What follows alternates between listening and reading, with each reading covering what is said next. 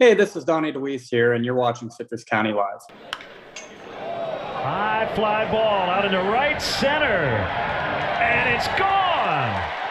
Donnie Dewees with a 3-run homer. Cubs lead 8-3. And this is brought to you by Nature Coast Healthcare, now with 2 locations to serve you, Highway 44 in Crystal River across from Manatee Lanes, and now Highway 44 Inverness next to Apopka Marine. Nature Coast Healthcare now accepting new patients. And joining us today via Zoom, a Crystal River graduate has gone on to do some huge things, making us all very proud, making a living as a professional baseball player. Donnie Dewees, how you doing, sir? I'm good. Thank you for having me on. Yeah, man. So, I think a lot of people have followed your career thus far, and we've been watching what you're doing.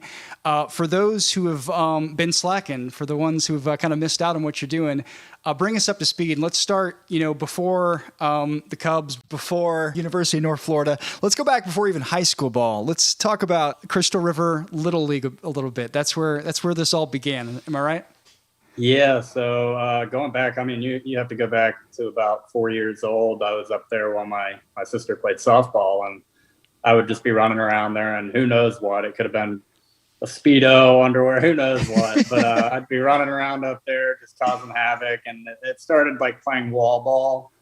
And I was always playing with kids that were a little bit older than me, but I was competitive, and I was fairly athletic for a 4-year-old. So I could keep up a little bit. And, that was kind of where my dream started, just spending so much time at the ball field. And, I wasn't even necessarily playing at that age, maybe a little bit of t-ball, but more so just watching my sister play and then finding things to keep me busy up there. And that was where the dream started and just kind of took off from there. I actually started playing around 4 years old, 5 years old, somewhere in that range, and I had decent talent. And I was a very hyperactive kid, so I kind of was all over the place, just a little squirrely. The account that I'm getting from a few people is that you're a super athlete, even at the young age. I think the description was he was shirtless, shoeless, and he had a 6-pack at like age 4 or 5. Yeah. What is your, for the kids that are playing in the Crystal River Little League now, for the kids at Bicentennial Park, what's your advice to them? At that young age, if they're dreaming big already.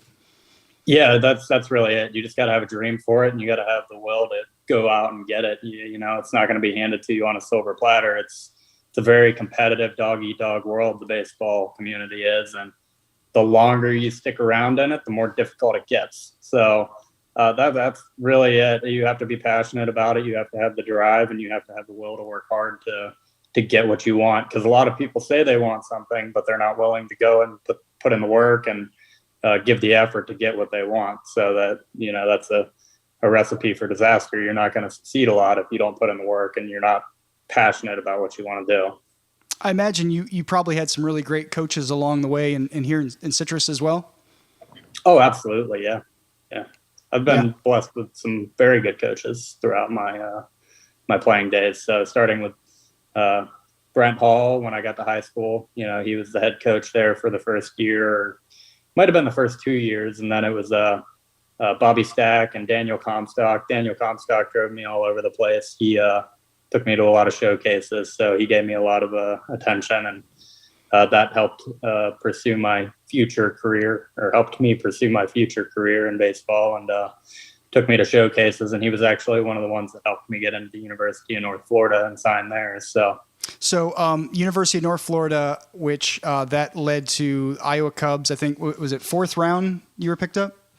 Second round. Second round. Oh, my bad. So how is that, at that young age being thrown into such a high level of baseball? Well, my freshman year, actually before my freshman year, I went up and played in a summer ball league, a collegiate summer ball league, which is not very common for somebody fresh out of high school to go play in a collegiate league. And it was in New York. And I kind of had to sneak my way into that league. It was under the radar. I told everybody thought I was a freshman in college. I had finished my freshman year of college, but that was through somebody that I'm not going to name any names in case he gets thrown under the bus, but I doubt anybody would see it anyway. But so I had a good exposure and experience going into college. So I competed in USSSA. I went overseas a couple times to the Czech Republic to compete in the USSSA Wood Bat World Series. We'd play Czech Republic, we'd play Japan, we'd play other teams, and actually we played the UCLA alumni team was there too. They had some big leaguers on their team, like former big leaguers that competed over there too. So it was a really good experience, and that may have hurt me in exposure for like bigger D1 colleges, but I was okay with that. It was about the experience. But yeah, so I was pretty prepared. I mean, baseball for me was year round. There was no breaks. So in season, then you got summer ball, then you got winter ball. It's just year round. So there was no breaks. And obviously I played other sports on top of that too. So it was like my mom always kept me in every sport: baseball, soccer, football. I played tennis. I did track. I did everything. Even if I didn't have a desire to play the sport, I was just like, it's something to do. So I always had that under my belt. You had mentioned your mom a moment ago too, and I told you before we started the live here that I spoke with Will Wilson over at Citrus Sports and Apparel, and he had mentioned he knew your mom from the days working at the power plant. Said she was always your biggest fan. And he had some cool stories there with your mom. But is she still around? She's in Citrus still? Yeah, she lives in Homosassa now. Okay. But yeah, she's always been the biggest fan. She's pushed me along and always motivated me and got on me if I was slacking off at all. And basically was a role model because it's one thing to say that, and then another thing to actually show what hard work is. And she was always one of the hardest working people that I've ever known. So just watching how she handled her business and how she took care of her kids and how she did everything she could to put food on the table, even though it was never easy for her. That was kind of where the work ethic came from. And yeah, she's been biggest fan. She still is today. Her and my fiance would have to battle that one out, but we'll just call it a tie. So you were injured during COVID off the field. How did it happen, and how's that going? How's the recovery going? So I had ACL surgery in January of 2021. I was playing flag football when COVID shut us down. I got bored and busybody. I got to find something to do to keep myself in shape. And, it could have happened doing anything. It could have happened training because I trained very vigorously and hard. So it could have happened during that point in time too. But crazily enough, it wasn't like super painful when it happened. I actually went down, like it wasn't painful at all. Got up, walked off the field, and like ran through my tests, had some doctors look at it, and they said they don't think anything's major, but got an MRI and it showed that I had a partial meniscus, partial MCL, and complete ACL. So obviously the only way to repair that is surgery. But that took about 9 to 12 months to get back to where I needed to be. And it went well. The surgery went well. Everything was good. The strength came back. The speed came back. And then about 2 weeks into season, so I went through spring training and everything was fine. 2 weeks into season, it started swelling up on me again, and my knee was hurting and my calf was hurting, and I tried to play through it. I played 5 days after the swelling started, and it was to the point where it was almost unbearable, and I felt like it was going to explode.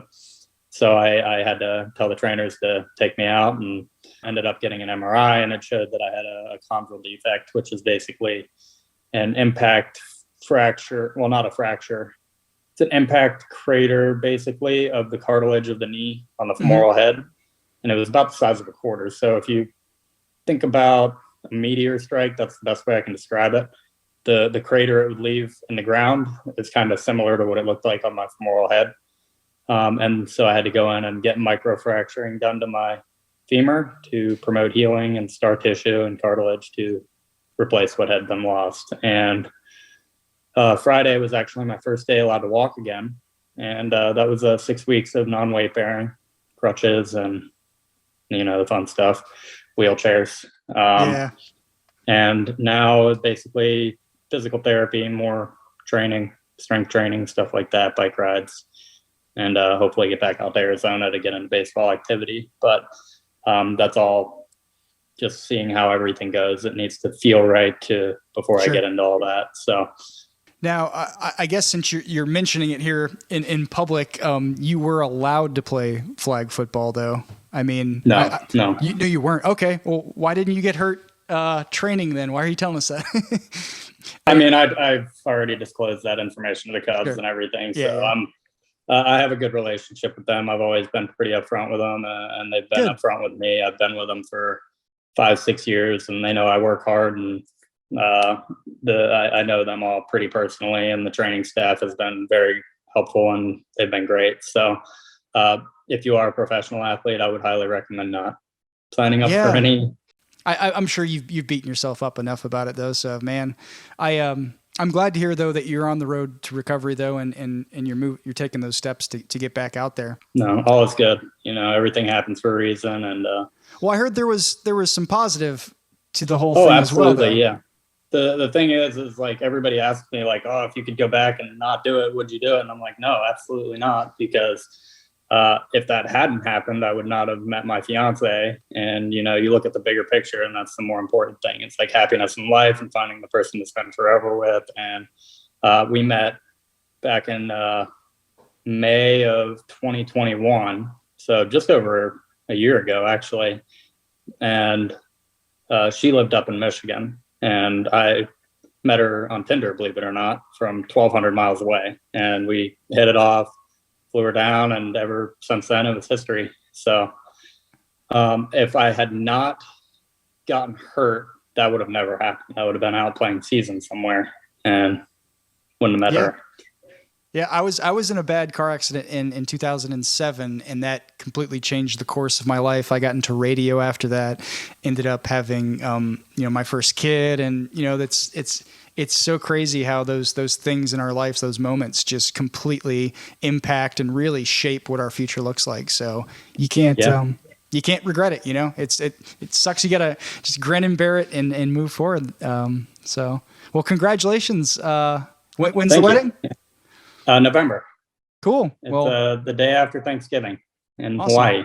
Oh, it's gonna be in Hawaii. All right. Yeah, super excited about that. And like everything happens for a reason, and I wouldn't change a thing. Yeah, man. Well, congrats again. Before I let you go, some quick Citrus County related questions. You ready? Yep, fire away. Okay, so you obviously went to college after high school. Did you work at all? Any local jobs in Citrus County?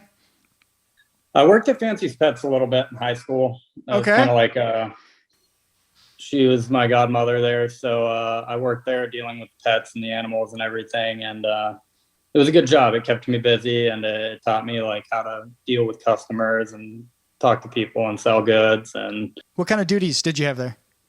Oh God, all of them. I mean, I did inventory. I cleaned all the cages. I cleaned the fish tanks. I dealt with the animals. I gave baths.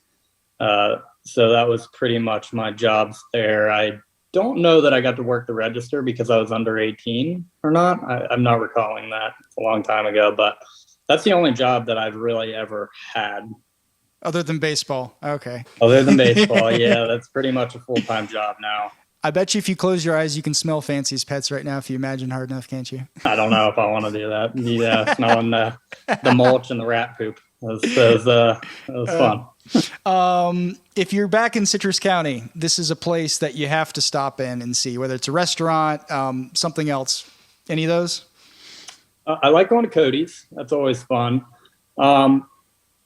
But I also like doing the things. So I have a little place on the Homosassa River now at Nature's Resort. And I love going down there and just cruising the river and going to see Monkey Island, going to the springs, see the manatees. That's just something that never gets old. Besides that, I haven't made my way back to Crystal River very often. Just spend most of my time going down to Homosassa to see my mom, get out on the water, see some friends here and there, and that's it. I haven't made it back there too much. You plan on coming back anytime soon? My fiance actually flies in on Friday, and we're coming down there to Homosassa to stay. Probably go out scalloping on Saturday or something, and then come back to Tampa. I live in Apollo Beach now, so I'll probably come back here on Sunday.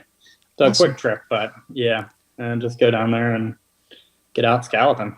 Awesome, man. Well, if you're ever in town and you want to stop by the studio and do one of these live in person, I'd love to have you. And yeah, absolutely. As I mentioned beforehand, if you ever have any news, whether that's injury related, further wedding announcements, whatever you have, bring them here, and I'd love to help spread the word for you. Okay?